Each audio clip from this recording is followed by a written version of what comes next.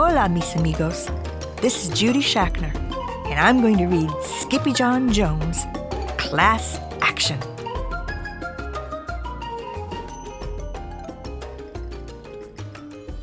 Skippyjon Jones was just dying to go to school. And nobody, not even his mama, was going to stop him. But she did, by the scruff of his neck. "School is for the dogs," stated Mama Junebug Jones emphatically. "They're unruly and drooly," she added dramatically. "Just listen to that bark, and those hounds sound ferocious. Plus a bus full of dog breath would smell so atrocious. Good golly, Pop Lolly, it's such a no-brainer. If there is a good dog, it's because of its trainer." His mama gently nudged her nugget into his room. Then she added, "You're Skippyjon Jones, a smart Siamese cat. Take a look in the mirror if you don't believe that." "He looks in the mirror every day," said his sisters Jezebel, Jillyboo, and Jujubee. "But all he sees are chihuahuas." "Arf, arf," barked Jujubee. After his family left him to think, the chihuahua did exactly what his mama suggested, but not before he bounced around his room with some books. "Oh, I'm Skippyjon Jones, and I don't get the fuss. It's not like a pigeon is driving the bus." Then he climbed up his sister's kitty condo ladder for a peekaboo in the mirror. "Holy Julio," squealed the kitty boy. "How many chihuahuas am I?" he wondered out loud. Then he took a deep breath, and using his very best Spanish accent, he answered, "As many as your head can handle, hombre." And quicker than you can say, the Cat in the Hat never did that. The kitty boy tossed his mask and his cape and a bright yellow banana into his mochila. Then as he buttoned up his red plaid shirt, he began to sing in a muy soft voice. "Oh, my name is Skippito Frisquito, and I'm off to the school for perritos. 'Cause I've got a good hunch that I'm going to have lunch with a grande old bunch of puchitos." Just across the hall, Mama Junebug Jones and the girls were doing a little homework of their own. "Listen here, messy missies," said Mama. "How are you supposed to clean your kitty condo without your ladder?" "Skippyjon has it," said the sisters. "What for?" asked Mama. "So he can see the chihuahua in the mirror." The chihuahua, however, was already in his closet boarding a bus for school. But the kitty boy wasn't the only chihuahua on board. His old amigos, los chimichangos, were going to school too. "Thank dog you made it, dude," exclaimed Don Diego, the biggest of the small ones. "Si, Skippito," panted Poquito Tito, the smallest of the small ones. "We need your help con el bolito." "Without a doubtito," declared El Skippito. "But why do you need my help with the bully?" "Because he is a perro mezquino," declared Don Diego, "who runs around the escuela en a tadalita." "He spins around the school in a tiny teacup," exclaimed the kitty boy in shock. "Si, dude," added Don Diego. "He growls and howls and wears a suerte de lana también." "Not the wool sweater," said Skippito. "Uh-huh," agreed Poquito Tito, trembling. "He is a woolly bully." There wasn't a dog worth his biscuits who didn't fear the woolly bully, so it wasn't a surprise when a potent puff of panic poofed out the gatito's tail. And all that puffiness inspired the puchitos to sing. "Oh, puffy, puffo, puffito, we know you can do it, Skippito. Let's unravel his sweater and knit something better. We'll show that old woolly burrito." But there was no turning back now. The doggies had arrived at school. A moment later, the principal, a poodle with very high standards, appeared with a bucket of balls and a whistle.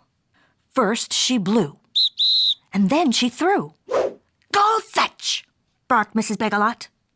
Then every dog, big and small, chased a ball down the hall and into their classrooms, except for Skippito. He got carried along by the river of rovers and landed in art class, where he drew his best ever double doggy doodle. "I've never seen a pup do that before," said Mrs. Houndler, the art teacher. Then he trotted over to the music room and bayed like a beagle for the canine chorus.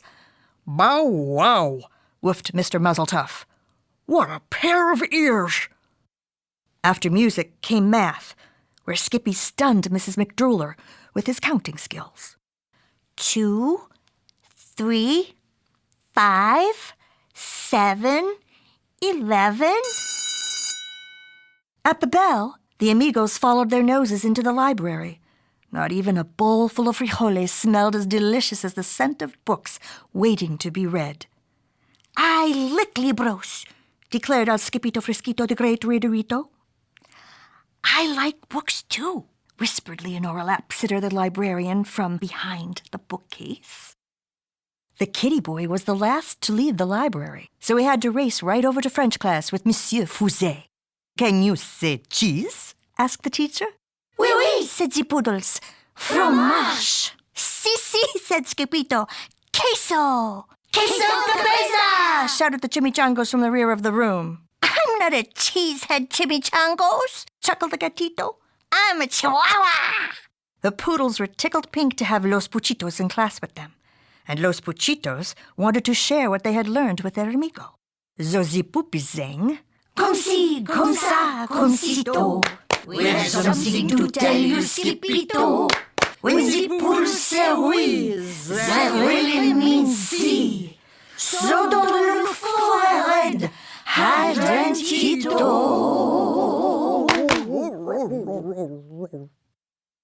After French, Los Muchachos took a pass on obedience class, deciding instead to nap inside the warm case with the golden trofeos. "I'm not good at following rules," confessed the kitty boy. "What dog is, dude?" quipped Don Diego. But just then, the gatito heard a gut-gurgling growl that shook the entire escuela, perhaps the whole planeta. "Holy heartburn!" hollered Skippito. "Was that my tummy?" "No, that is the bellow of the bulibolito," said Poquito Tito with a shiverito. The gruesome grumble grew louder, and along with it came the rattle and plink of the terrible tazalita. It was spinning wildly right under his nose, circling like a polka-dotted shark. "Ándale," declared Don Diego. "Get out your duds, dude." But Skippito was too frozen with fear to unpack his mochila, so his amigos did it for him, helping to change their chico into El Skippito Frisquito, complete with mask, cape, and banana. "Why the platano, dude?" asked Pintolito. "It's my snackito," replied the gatito. "Will you share it with me and Tito?" "Yes, indeedo," agreed Skippito. Then woof chaka-laka-laka, woof chaka-laka-laka. Every doggy leaped out of the case and latched onto the turbocharged tada. This caused the cup to spin wildly out of control, some of the chicos just hanging on by a tail. "Estoy mareado," cried Skippito. "You are not dizzy, dude, you're green," yipped the doggies. The whirling dervish of a dog-filled teacup cut a mean path of destruction past the principal's office and spun straight on into the lunch bunch like a bowling ball. "Strikey-do!" shouted the Puchitos. And strike it did. Smash, crackle, and pop. The twirling Dadalita crashed right into a table and broke apart, exposing the ferocious Fuzzy for what he really was. A teeny-tiny, itsy-bitsy, wool-wearing teacup chihuahua. "Dude," declared Skippito, "you're no bigger than a bugito." But the bugito's only reply was a gut-gurgling growl greater than the hounds had ever heard before. "Is that your tummy?" asked Skippito. "Si," replied the bolito. "Tengo mucho hambre." "I'm hungry, too," agreed the gatito. "But you can have my plátano." This act of kindness made the chimichangos pull out their jump rope right in the middle of the mess. "Peanut butter and belly buttons, chunky cherry pits. The woolly bully's tada has broken into bits. Wiggle, waggle, wiggle, waggle, jelly on the toast. He's not a woolly bully, he's just hungrier than most." Just then, Mrs. Begalot stomped into the lunchroom. "I smell a cat," she bellowed. "That cat better scat." Then out came the whistle. First she blew, And then she threw a bright yellow ball down the hall, which every dog, big and small, began to chase, except for Skippyjo. He wasn't chasing the ball. He was running for his life. First, Skippy tripped. Then he slipped on the banana peel and slid straight out of his closet and back into the arms of his mama, Junebug Jones. "What in the woolly white willies have you been up to, Mr. Whistle-Whiskers?" asked Mama. "He broke my teacup," whined Jilly-Boo. "And he ate my banana," complained Jezebel. "That's 'cause he went to school with the Chihuahuas," explained Jujubee. Later that night, after every fuzzy fell asleep, the kitty boy was good for one last bounce. "Oh, I'm Skippyjon Jones, and I couldn't say it better. A dog is not a bully just because he wears a sweater." Then he bounced over to his mama and gave her a beso, a kiss she felt straight through the layers of her quilt. "Good night, little dipper," said the very sleepy mama. "Good night, Mama," said the very sleepy kitten.